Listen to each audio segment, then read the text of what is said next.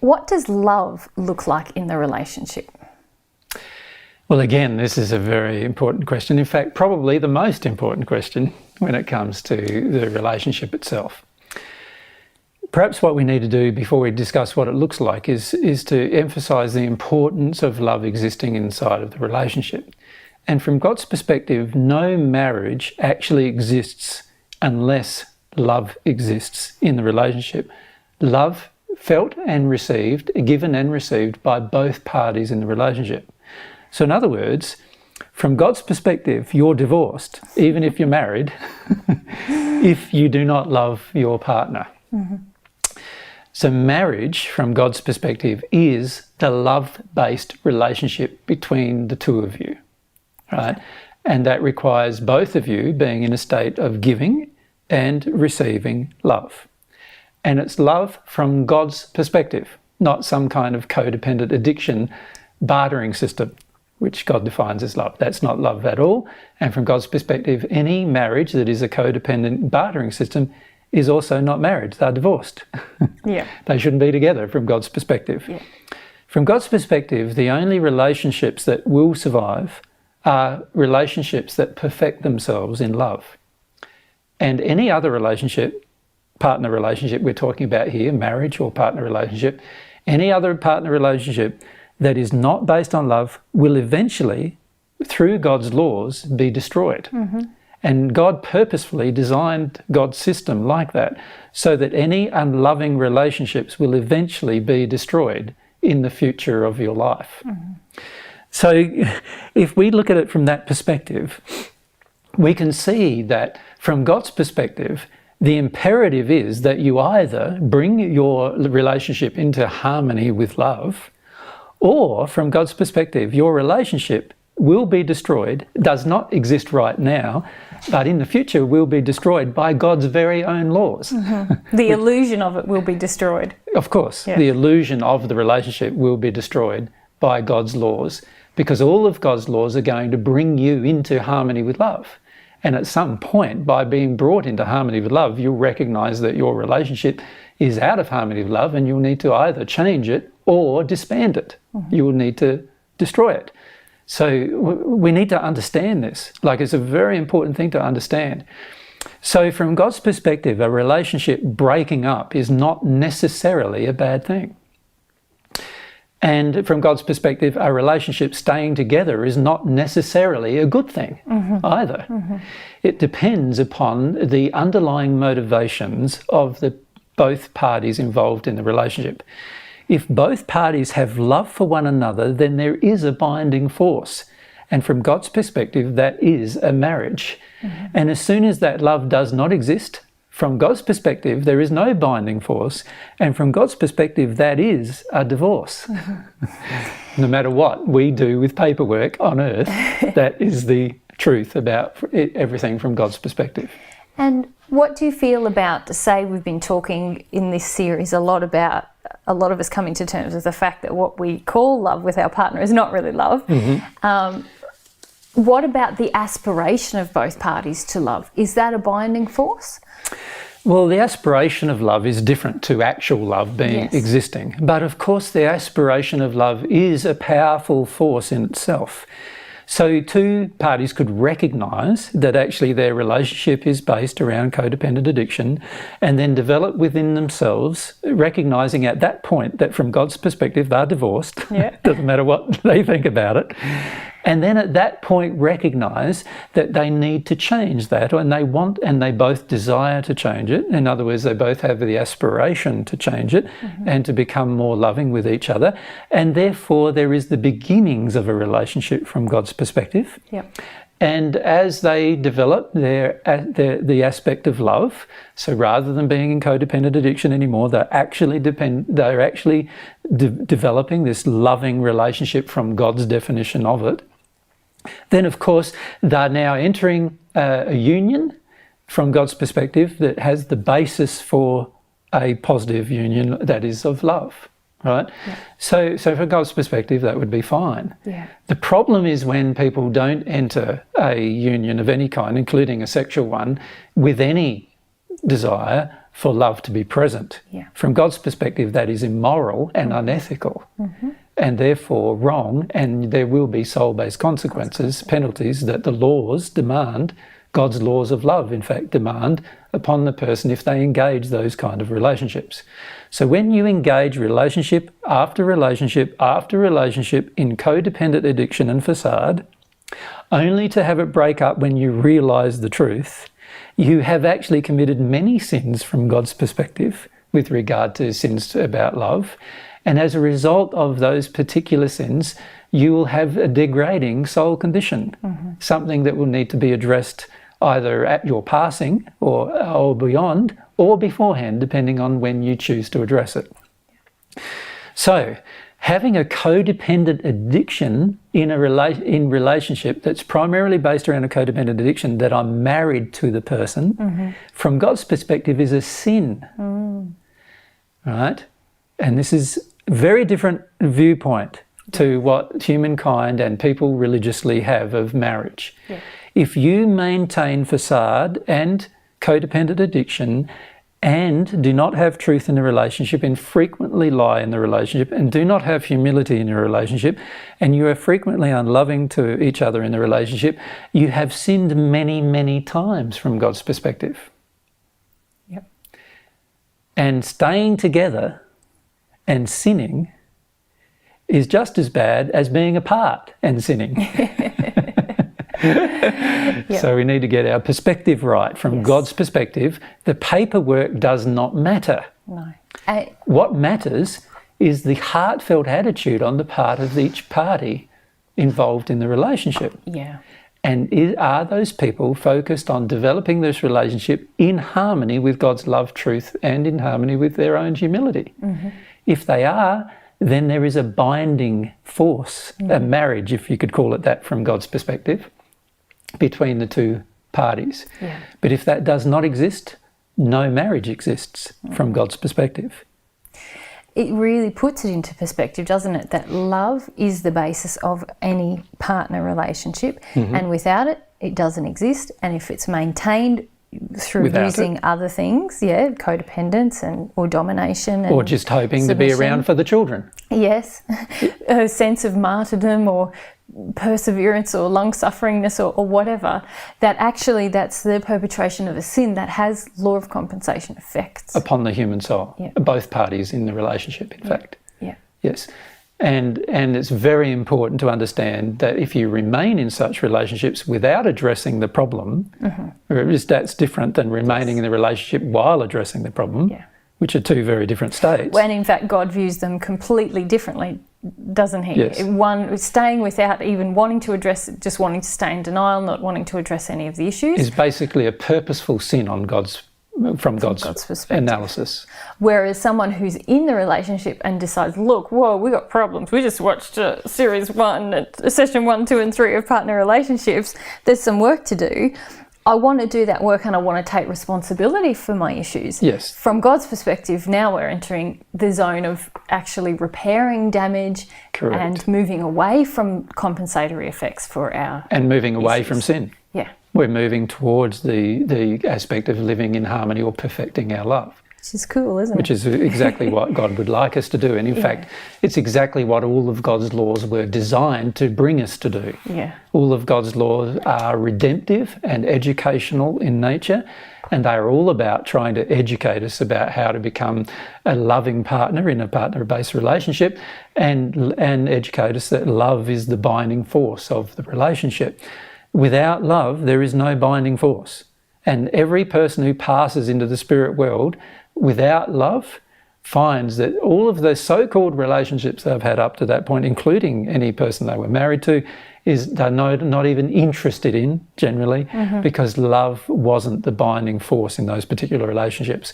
And I'm suggesting to people on earth, why waste your time with relationships where no love forms the basis of the relationship? Either make love the basis of the relationship or leave the relationship and have a relationship where you can have love in the relationship. You need to do something like that, rather than just sitting in the relationship for the rest of your life on earth, committing the sin of inaction, not deciding to live out of harmony with God's laws of love while you're in the relationship. You cannot stay in a relationship that's unloving and remain in harmony with God's laws. Therefore, you cannot remain in a relationship out of harmony with love or truth and humility and hope to not sin, because you will be sinning. You will not be perfecting your love. Therefore, you are imperfect. You are missing the mark when it comes to God's love, and therefore you are sinning. And there are compensatory effects for staying in relationships that are unloving, as well as beginning relationships that are unloving, as well as leaving relationships that are loving. So, we need to make sure that we understand that love is the governing law from God's perspective, not a legal contract. A legal contract is humanity's desire to try to patch up all of the emotional injuries so that they can force some kind of harmony between couples so that society is more cohesive, so they are easier to govern. And God does not do all of those things. Throw in a few legalities and a bit of shaming for... Correct. And control bit of emotional a lot of people. Manipulation, control a lot of people, get them all to do what you want, which is the primary motivation of most, governments or religions with regard to morals and ethics. So rather than being truly moral or truly ethical, they will say, a woman might be married to an abusive man, but she can't get a divorce. Now, from God's perspective, they are already divorced. There's no such thing as a marriage in the first place because the man's not being loving to the woman, no matter how much she loves him. There's no marriage from God's perspective under those circumstances. The marriage is only capable of developing if he loves her. Remember, love has to be on both parties for the marriage to exist. I can anticipate a lot of questions about your last statement. Yes. You saying that if I love you, but you do not love me, I am not married to you? Correct, even if we're in a relationship. So what is the status from God's perspective? From God's perspective, my soul loves you. Also, if you loved yourself, you wouldn't be in that relationship. That's where my error in love is. Correct. You're breaking one of God's primary principles of love, which is love of self. And you would not remain in a relationship with a person where you love them but they do not love you. So I've made that mistake in my past, and I understand the compensatory effects that come about when you love somebody that they don't love you, because there's quite a significant number where you feel sad and you feel depressed and you feel lonely, and there's all sorts of feelings that come up as a result of not being loved, right? Some of them addictive, some of them are not, come up as a result of not being loved, and that's because you haven't learnt to love yourself, which is one of God's primary commandments of love. So, in that same scenario, if I love you, you don't love me and don't want a relationship with me, and I work on perfecting my issues around self-love, I might remove myself from the relationship but still love you. Correct. Would I be married to you in that case? No. No, because marriage involves two parties loving each other. Correct. I could be faithful or have fidelity towards you. Correct. But I would not be married to you. Well, in your heart, you are married to me under those circumstances. But in my heart, I'm not married to you. And therefore, no relationship, no marriage, which is a joining of two parties. Exists yet.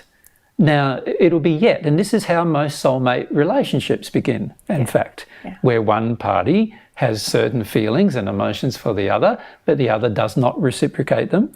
And then over time and development of the qualities of humility, love and truth, the other party begins to feel the same feelings that the first party feels, the first half of the soul feels.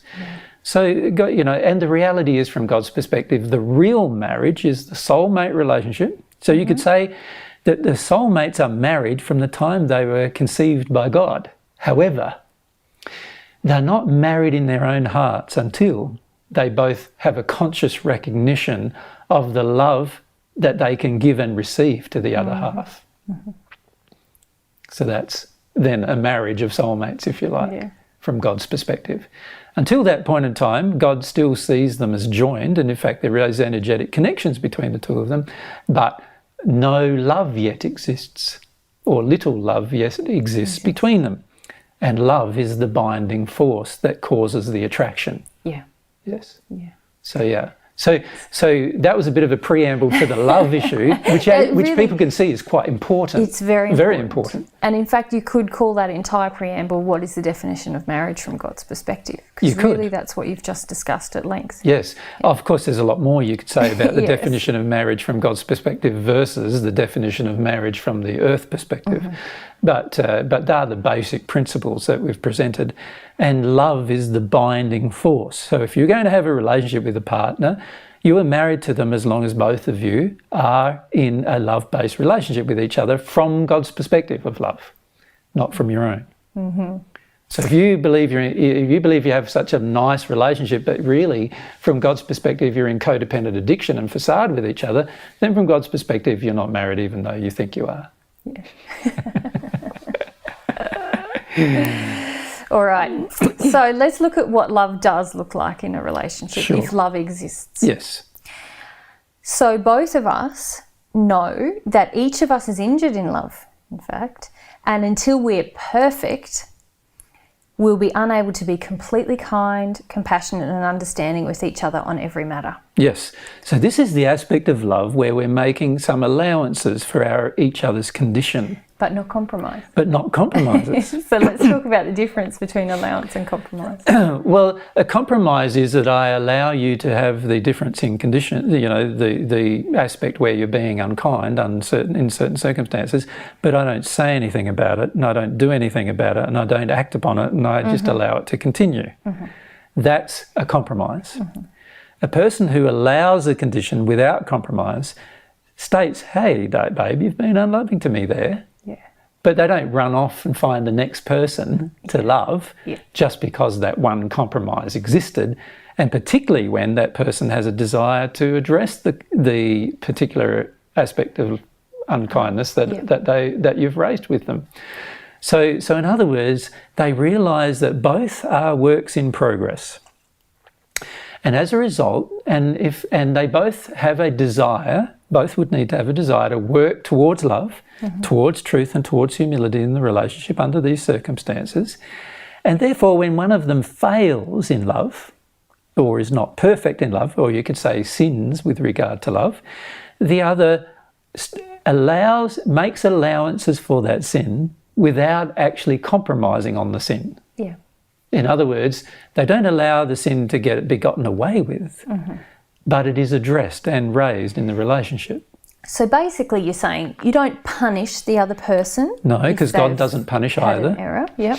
You don't like hold it over them and use it to guilt them into other issues. You're not manipulative. Not manipulative. However, you may withdraw from a relationship under certain circumstances. Sure. So that's not a punishment, that's just an aspect of love. Yep. If you find that the person's cheated on you, for example, and you still love them, they obviously have to work through some issues themselves first to find out why they did such a thing. And if you stay with them, it's highly likely they will do it again unless they address those issues. And you might decide out of love for yourself and love of them to withdraw from the relationship. And when I say withdraw from the relationship, you may even live in the same house for a period of time with them. You just don't have the relationship, the sexual relationship with them.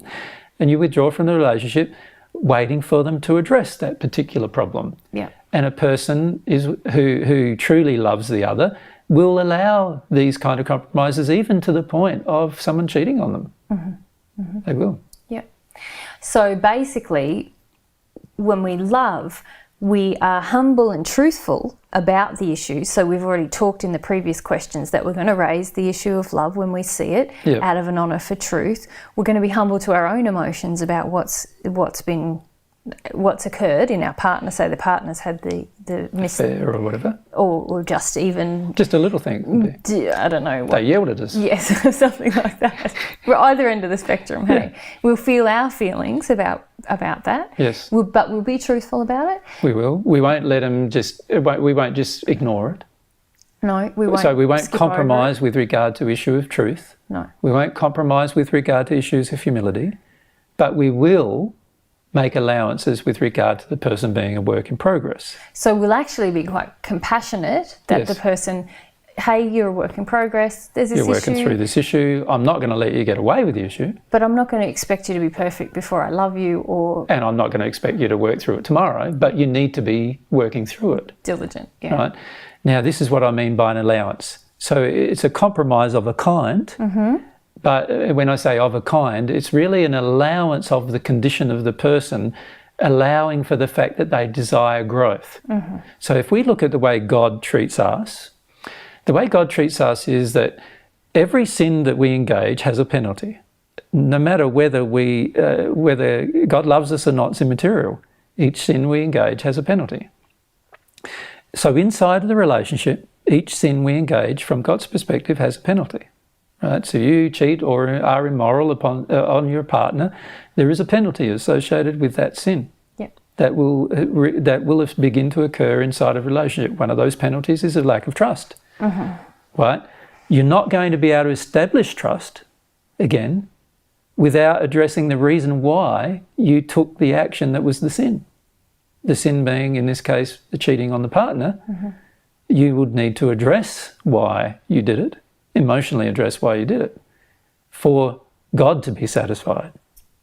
Not necessarily for your partner to be satisfied, but if your partner is near God, then your partner would also only be satisfied if you addressed the emotional injury that created your sin.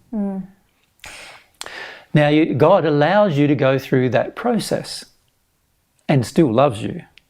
And so your partner is capable of allowing you to go through that process and still loving you, if they were perfected in love.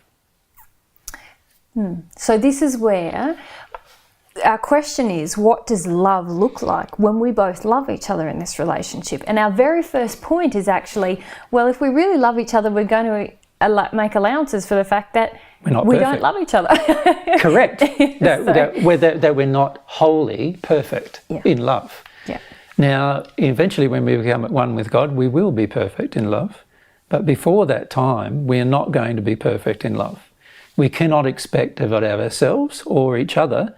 We can expect, however, the desire to grow to that condition.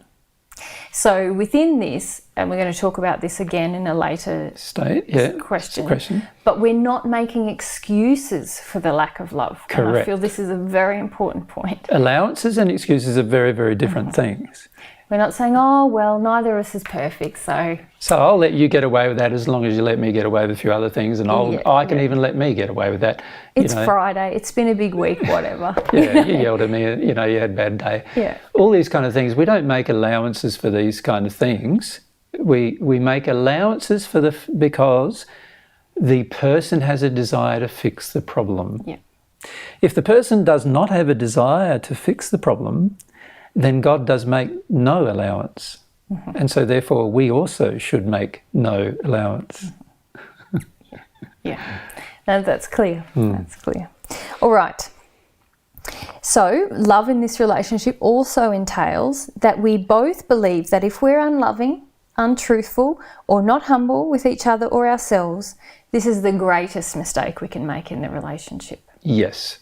So instead of saying like, oh, you forgot to pick up the milk as a big problem, we see any aspect of love, truth, or humility as a big problem, and picking up the milk as a minor issue. Yes, although we may address the issue if it... Well, it may fit into the big problem. Yes. For example, if we're regularly ignored by our partner, and partly it's because we've asked him to pick up the milk and he doesn't take responsibility for his own milk, then of course we need to raise the issue. So problems are measured not by how small or large they appear to be by the human standards, but rather how small or large they are from a love perspective, and from a truth perspective, and from a humility perspective. That's how we measure the problem. Yeah. So a problem could be tiny from a human perspective, just that we forgot to pick up the milk. But it could be immense from a love perspective. It could be a symptom of quite a huge issue of a lack of love. Correct. Or lack of honesty. Correct. or a lack of taking personal responsibility, loving oneself, or a lack of loving your partner, or a lack of caring for what are your agreed responsibilities, and so forth. So they can be immense problems and yet be minor from the human perspective. Yeah. So we need to start seeing problems regarding love and basically analysing their importance based around the concept that anything that is out of harmony with love, truth or humility is a huge issue. And anything that is not out of harmony with one of those three things and is just a little mistake or, you know, something that happened or, you know, or some minor issue, then that means hardly anything, if anything, at all in the relationship. Yeah. So now, instead of getting all bitter and twisted because somebody didn't do something, and we would probably just say, did you have time to do it? Yeah, and they say, oh no, I didn't, you know, or whatever. I'll go and do that now, or whatever. A lot of these so-called argumentative situations, a lot of the real argumentative situations that occur in relationships automatically disappear under these circumstances.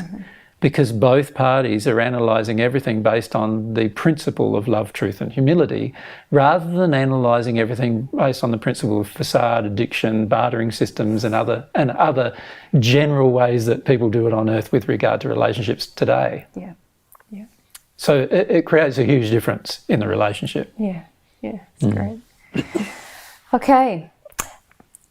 When there's love in the relationship, both I and my partner know we have injured ideas about what love is. And we've discussed this pretty much in the first point, haven't we? So, well, yeah, but go on with the statement because it's important. We've looked at in the first point that because we're injured in love, so we're already kind of acknowledging that we're injured in love, that we're not going to love each other perfectly yet. So we make specific allowances under the first point, based on the person's desire to love. Yeah, yeah. Yes. Now, this point is about saying, look, what we call love right now, we have to acknowledge that's probably not it's not a true definition because we know we've got issues. We're not loving perfectly. Yes. And there's disharmony in our relationship. We're not completely humble all of the time.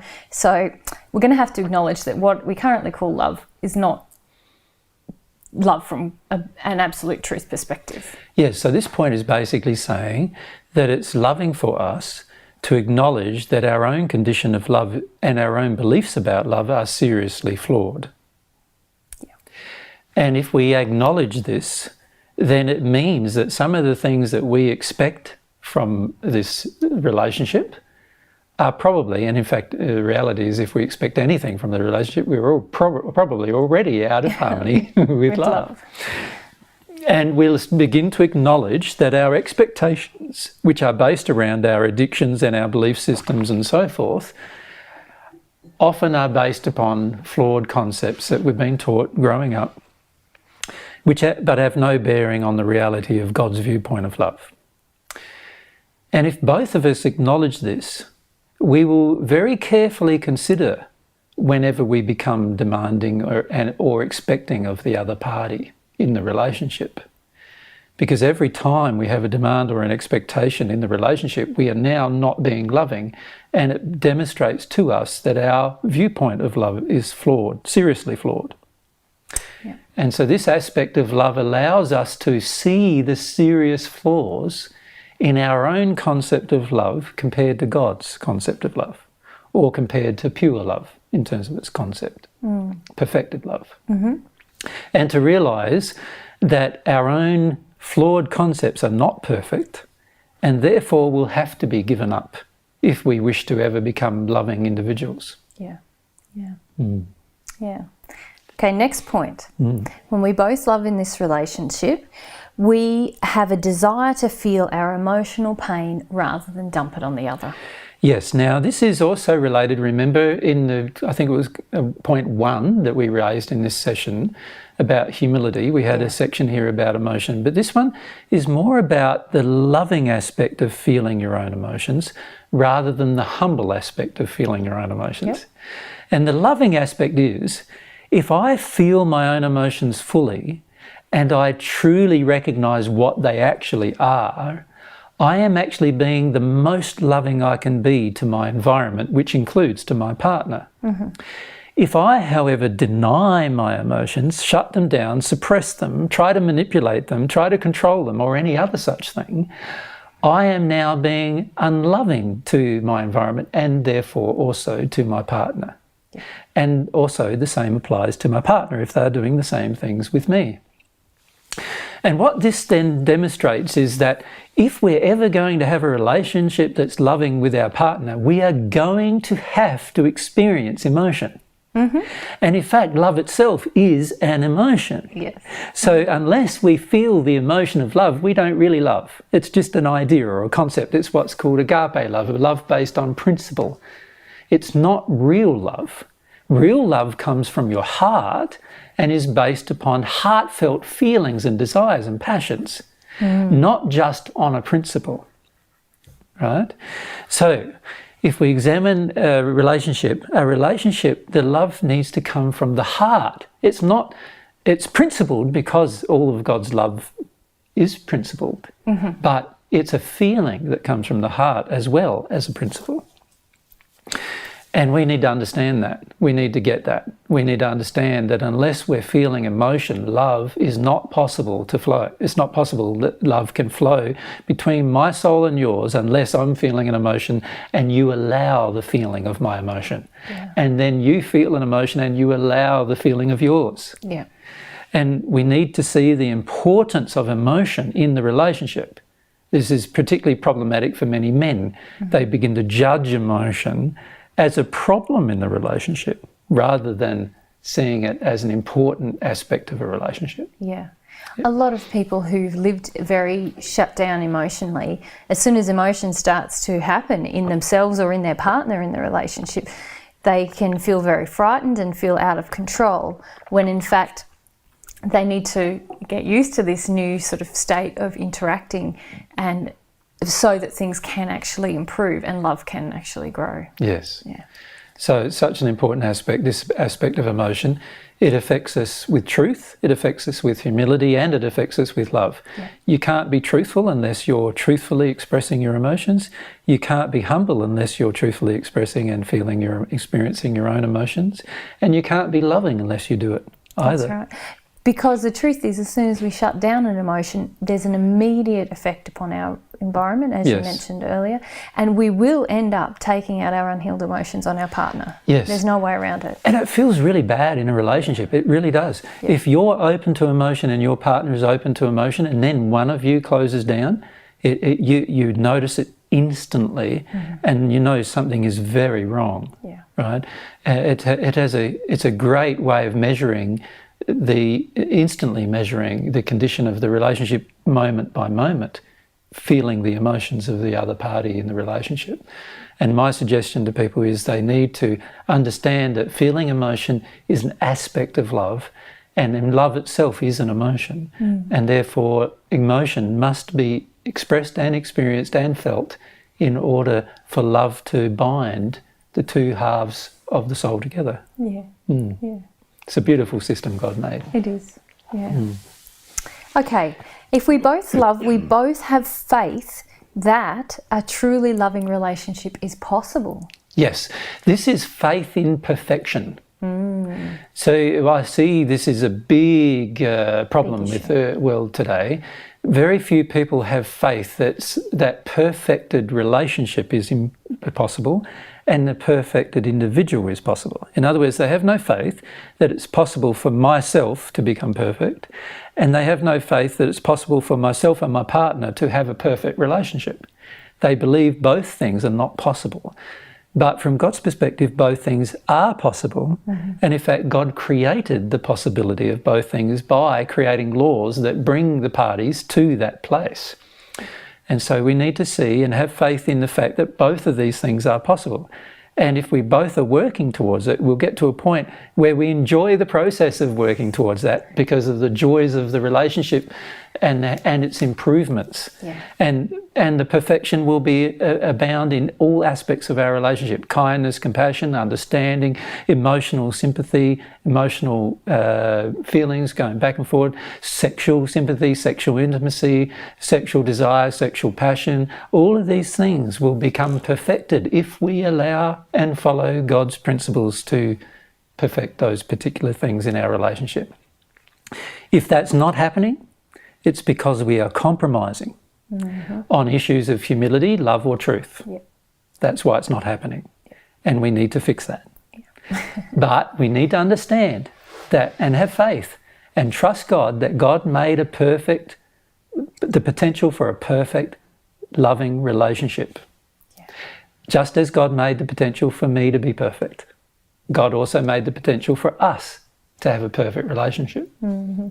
It's a tough one for a lot of people to feel emotionally, isn't it? Yeah, because there's very little trust that that is true. Yeah. And in fact, most people have tolerated huge imperfections in themselves and in each other. And as a result, they often do not work in that, they don't have a viewpoint that God created a perfect system. And in fact, there is a general religious belief by most religions that humans are flawed. Yeah. And therefore are unable to be perfected individually, and also that because of that, relationships are unable to be perfect. Yeah. And these are both very serious untruths that are perpetrated on the planet, all based around general personal experiences of people, but they are untrue, and nevertheless. A lot of people have that feeling based on the relationship they had with their parent, that they feel disillusioned about the capacity to be loved perfectly or to receive love from a person because they... I think it's not only that though. Yeah. There's hundreds of reasons sometimes why a person may have a lack of trust in God. And faith in a perfect relationship as well? Well, that's also a lack of trust in God. Yeah. Because if you don't believe God created the potential for perfect relationships, then obviously you don't trust that God is perfect. Yeah. And that's a lack of faith and trust in God. Yeah.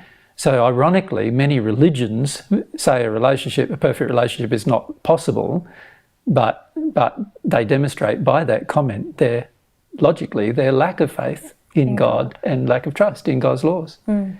So yeah, if you really trust God's laws and trust God, you will come to believe in a perfect relationship. Yeah, yeah. Okay, let's keep moving because there's tons more to talk about. When we love in our relationship, both of us in the partnership desire true sexual intimacy. Yes, I see this as a big issue where, there's many sexual arguments, I suppose you could say, that occur in relationships, where there's a differing level of what, they call it a differing level of desires, and so forth. The reality is that all of these arguments are based on what I would classify as the wrong things being measured. In other words, when we analyse things logically, we're often not very logical because we are missing out looking at certain aspects that cause particular problems. And this was particularly the case with sexual intimacy in a relationship. So you're saying science measures, in attempting to find causes, they actually end up measuring effects. Correct. And causing and analysing the effects without actually understanding causes and where the problem is stemming from. Correct. And then they normalise that series of flawed understandings based on the effects. And then they say such and such is true. Is true. Yeah. And we also do the same thing in our relationships with sexual intimacy. Yeah. The way God designed sexual intimacy is that once we're in the union state with our soulmate, we will be constantly having sex. Now that initially is a very difficult concept for most people on earth to understand, and particularly understand the bliss of that kind of concept. And therefore the soul-based relationship the soulmate relationship is actually a sexual relationship. Mm-hmm. So if sexual activity is not present in a relationship, then you're certainly not working towards soulmate relationship. In fact, if anything, you're opposing the formation of a soulmate relationship. So we need to understand that from God's perspective of love, sexual intimacy is an essential part And in fact, God created it to be a binding part of the relationship that occurs between two halves of the soul. As a result of that, any imbalance in sexual intimacy, shall we call it, where one party has a stronger sexual desire than the other, or one party has what I would call an addictive sexual desire, or one party is driven by addiction in their sexual desire, all of these things need to be repaired if the relationship is ever going to become in harmony with love. Yeah. This also means that if somebody does not have any sexual desire at all in a relationship, that they are well out of harmony with God's viewpoint of the soulmate or the or a love-based relationship. And they would need to partner-based relationship. Yeah, they would need to understand that in the partner-based relationship, and they would need to come to understand that. So there's quite a lot there that needs to be looked at when you look at it. Yeah. What I noticed that we've said there is sexual intimacy. We're not talking about sexual contact, but sexual contact. I just want to delineate between people thinking, right, sex has to be a part of the relationship. That means we have to have sex and that'll fix it. And that's not really what sexual intimacy is about. Sexual emotion will flow from one half of the soul to the other half of the soul. Once you're not blocked to each other, sexual emotion will flow from one half of the soul through the other half of the soul, and their desire will flow through your desire, and so forth. And that will be 24/7. Yeah. In other words, you will be bound together sexually, and you will not be able to engage any other sexual intimacy with any other person because of this binding force that continues in the soulmate relationship. Not even as a thought or an You won't idea even think of it. Yeah. You won't think of it. You won't conceive of it. You won't long for it. You won't imagine it. Nothing. The only things you can conceive, long for, imagine are all to do with the other half of your soul. Yeah. Now, any time that is not true, it is because of an emotional injury where love is not perfected, and it needs to be addressed. And both parties need to work through the addressing of it. And what I'm suggesting is if you avoid the addressing of it, then you're not loving. Yeah. And you need to perfect yourself in love from God's perspective, which means that you need to stop avoiding it and start working through the issues. Yeah, yeah. And they can be very complex, and that's probably a whole other series of discussions. I'm sure we're going to have a series of discussions about sexual intimacy, obviously, about human sexuality, and we'll have a whole series of questions that we'll answer about sexual intimacy in relationships in the future as well. But at this stage, it's important to understand that if we truly love each other, we will desire to work through these particular issues to get to the point where the sexual feelings flow constantly 24/7 through each of us, and we'll be conscious of it. It doesn't mean that we will be having sexual intercourse all the time, but from an emotional perspective, sexual intercourse will be occurring all the time. Yeah, and fairly regularly that will likely result in physical very regularly, because that's a desire-based. The feelings are already flowing. Yes, the feelings are constantly there, and there is no imposition to them or resistance to them flowing.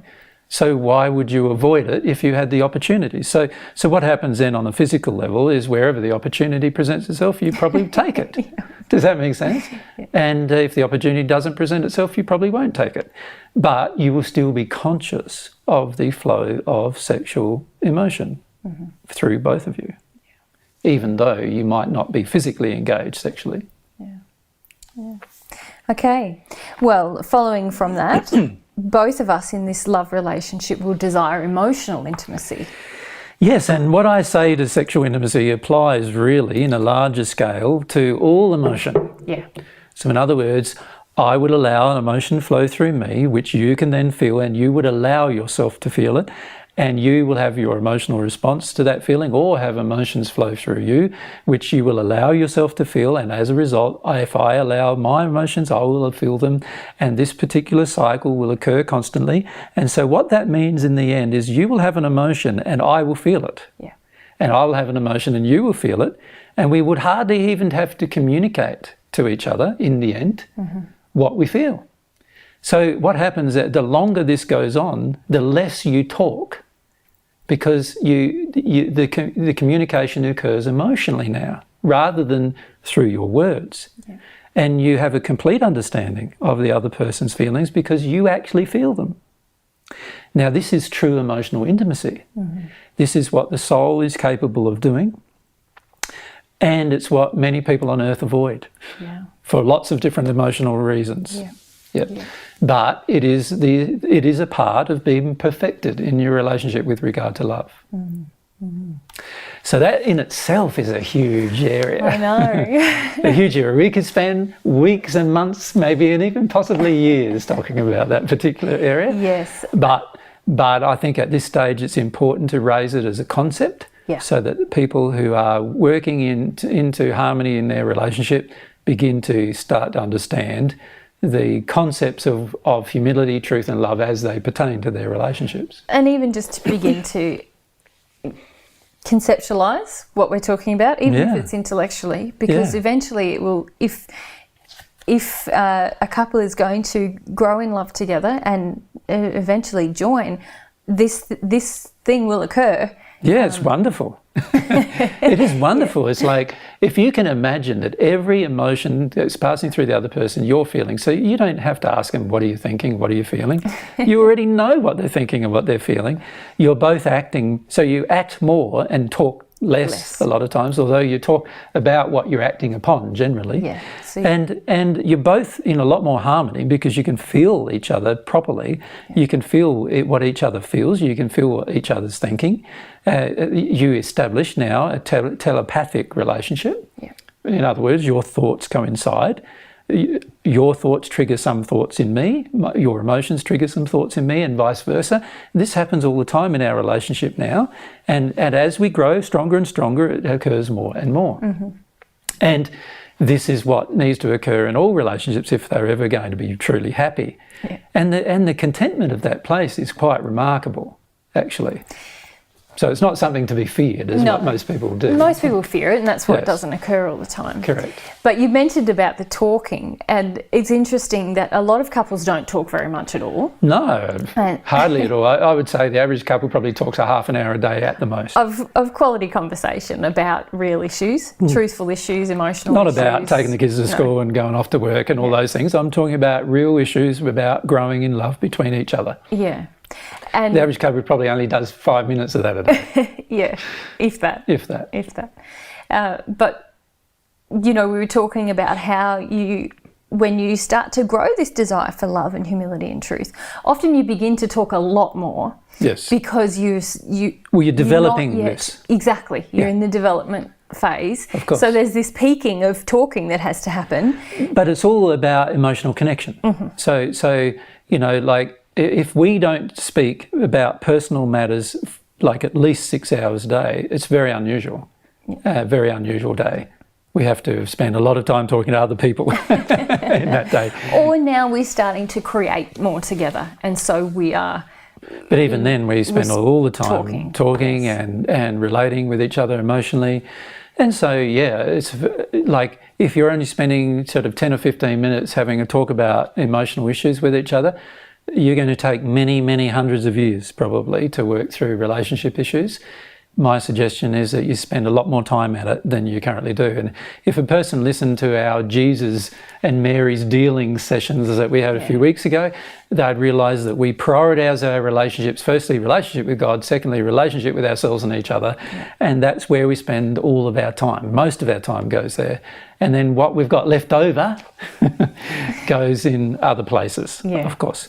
But that's the primary thing that needs to be developed. Yeah, I was just going to say that you were talking about when this emotional intimacy occurs, there's hardly any talking that's necessary, but it is necessary to move through this period where you're fostering that sense. Yeah, I'm not saying, I think it's important the listener doesn't interpret what I said wrongly, because misinterpretation of what I've said, it can lead to a lot of problems. What I'm saying is the emotional intimacy that's going between the two of you is the talking. Mm-hmm. In other words, you'll be talking, but emotionally 24/7. Yeah. Instead of talking blah, blah, blah, blah, blah, words out of your physical body 24/7, you'll be talking emotionally 24/7. And when I say 20, I mean including when you're asleep. You will be bound together, even when you're asleep. You go into the sleep state, you'll be up in the spirit world somewhere, bound together exactly the same way, feeling exactly the same things.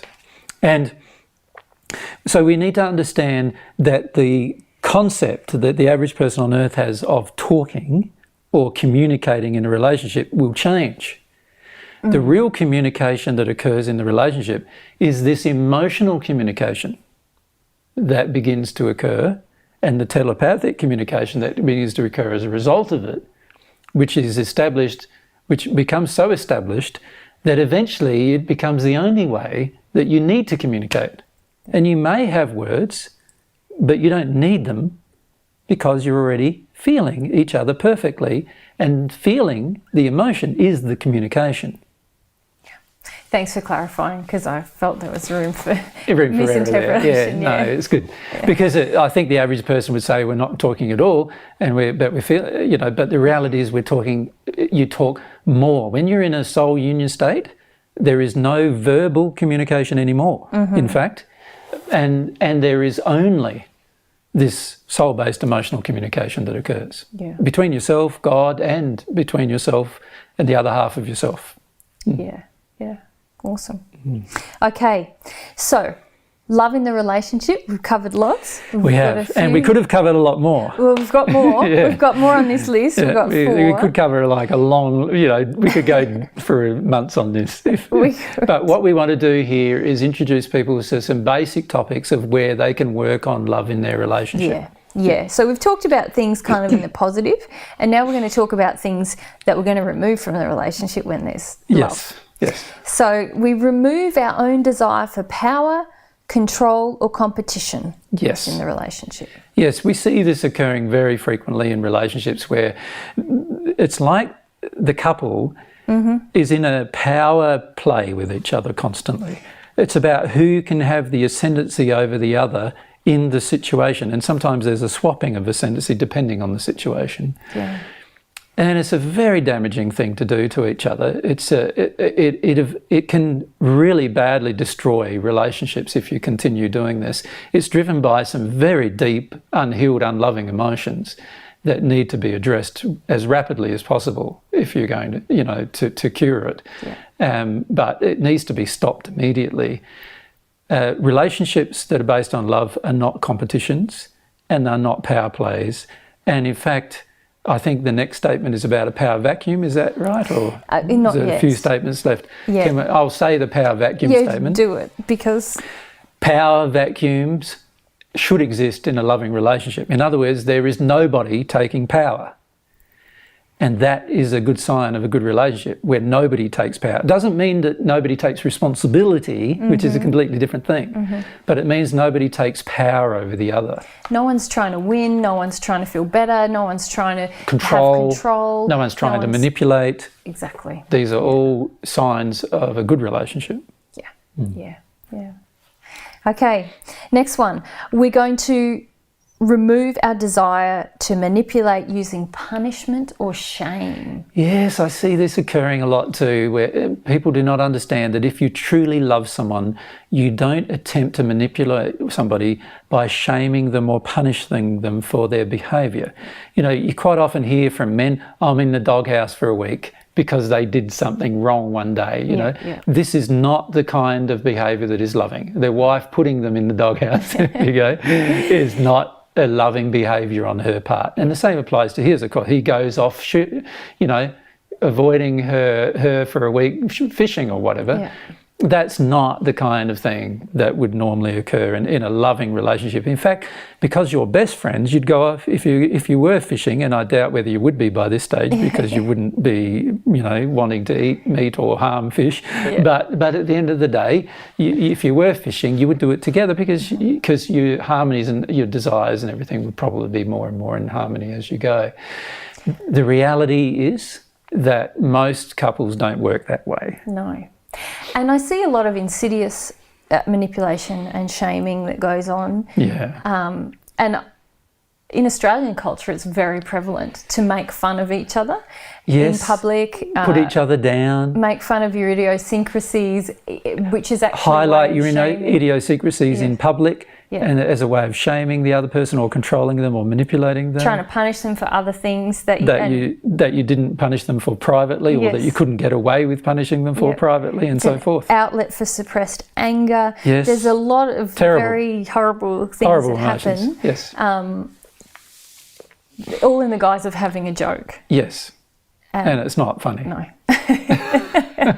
And it is a way of shaming. You know, a lot of, say sexually, a man might shame his partner. Oh, you're so frigid. You never want to have sex. There's a lot of desire to shame the woman into compliance with the sexual encounter. You see it a lot with women, with men too, with regard to having him do something for her. You never do anything for me. Yeah. You know, when he might have gone to work for 5 days a week, but he's got to come home and the whole weekend he spends fixing up things around the house for her. You know, and she implies to him that is necessary, otherwise she'll be unhappy with him, right? These are all methods of manipulation and control, very unloving behaviour, and you certainly wouldn't engage it if you loved. Yeah. You certainly will engage it if you're in a bartering system with addictions. Yes. Yeah. And that's very unloving. Yeah. All right. In this loving relationship, both of us desire to get to the heart of matters rather than avoid real emotional truth using self-judgment or the judgment of our partner. Yes. When we say the heart of matters, we want to get to their causes. What really causes them from God's perspective? Yeah. So from the perspective of absolute truth, what's causing this problem? Yeah. And both of us have a heartfelt desire to get to the heart of the matter. We both want to. Yeah. Instead of, you know, one of us going, I just want to avoid that, or I want to avoid that, or get away from me, you know, I don't want to do that. And we see that a lot when it comes to tricky issues, you know, and quite often sexuality and other issues are called tricky issues. And so what happens is the parties, you know, avoid getting to the heart of the matter. Yeah. And there's usually, they avoid getting to the heart of matter when it comes to worth-based issues as well. So anytime their worth is triggered, you know, they'll blame it on something else. You didn't do this, you didn't know. If you were kind, you would have done this. Instead of seeing it as, oh, I just feel a lack of worth here, or I feel he's not valuing my worth here. And seeing it as worth-based issues that we then, you know, want to shame or blame or judge the other person for their actions. Yeah, and it's quite common to judge their partner for these issues, but there is also this other thing that happens where we let ourselves off the hook for our unloving behaviour through self-judgment and say, oh, it's just because I'm a bad person, I'm a terrible woman, and it's all a way to actually avoid getting to the heart of the issues, which usually involves facing a fear, and so, or some kind of emotion that we fear. Yes. And so we resort to punishing ourselves. Some people punish themselves. Or judging, or food, with other habits, through just negative statements to ourselves. Yeah, or even statements to ourselves that help us to avoid what the real emotional problem is.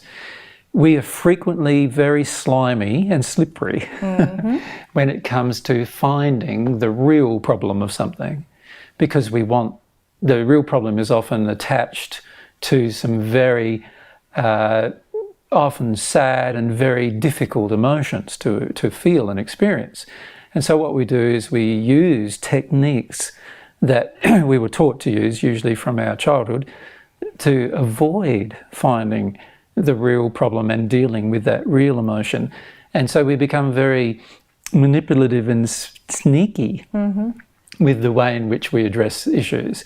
And a person who really loves does not do that. No. They have a heartfelt desire to completely avoid judgment of oneself and judgment of the other, punishment of self and punishment of the other, because love doesn't do such things. Yeah. So we avoid those things completely. Yeah. What we do instead is we do focus on finding the real cause, the real heart of the issue, what really happened here, from God's perspective, not from our own. And this is where our desire for God's truth really comes into play a lot, doesn't it? But it's also our desire to understand God's love and our desire to understand love that drives this. We recognise that judgment and self-judgment and punishment and self-punishment are unloving behaviours, addictions that we need to remove from ourselves if we're truly going to be loving. Yeah. Okay, final thing. Love in the relationship looks like both of us always taking loving action to resolve any issues of arrogance, unloving or untruthful behaviour within the relationship. So here again, we've raised the issue of arrogance with humility, and we've raised the issue of arrogance with truth, but now we're raising the issue of arrogance with love. It's not loving to be arrogant, quite simply. Arrogance is a state which basically says that I am superior to you. I have more worth than you. Therefore, I'm saying that I have more worth than you. Therefore, I'm saying that I'm worth more, my value is more than you. And that is not a state of love. Now, when one or both parties, one or the other party, in a relationship believe themselves to be superior, then they are not being loving. And the only results that can come from that are bad. That it's going to be, the only way that the other party can be living with them is that they believe themselves to be inferior and have less worth. So it's not only damaging to the person who has the arrogance, but it's very, very damaging to the person who believes themselves to be less worth, have less worth, or to be valueless. And such relationships, usually one person has the power in the relationship and the other person meekly goes along with that power, generally. Although many times in a facade doing so. You know, they might get with their friends and think differently, but stay with the person for other reasons. This is a serious problem in a relationship. Having arrogance and having a sense of superiority is a very serious problem in a relationship. And unless you address it, it will definitely result in the dissolution of the relationship. All right. We mentioned so many things about love and what that looks like in a relationship. Rather than revise them all, I think that we've now created a good introduction to the next part of this session, where we want to apply some of the things we've just spoken about to specific issues in a relationship and the specific injuries and how they affect a relationship. Well, it might turn out to be the next part of the next session. The next session. It might be session 4. Because my feelings are I want to probably leave it there for this session. I feel we've given people enough information here. What we're going to do in the next session is we'll sort of flesh out that information. We'll expand upon it, looking at particular aspects of it, if you like, in regard to things like facade, arrogance, and you know, and how our will is involved in the relationship. And perhaps what we'll do in this session actually is raise the issue now of will. I think we need to go to that next question, and we'll have that in this session. And then we'll leave the other discussions to the next session, because I feel once the person understands the basics of humility, the basics of truth and the basics of love, and then engages their will, which we'll talk about now, I think you've got a real solid foundation now to develop a very, very loving and beautiful relationship with the person you're with. Yes, I feel that that many couples resist these concepts, and so then they feel like they're lost when it comes to listening to this material. And that's because just of some personal resistance within themselves that they need to face. So that's our encouragement to you, to face some of that resistance. So we've covered the issue of humility, truth and love. Now let's cover the issue of will, and then we'll leave this session there. For now.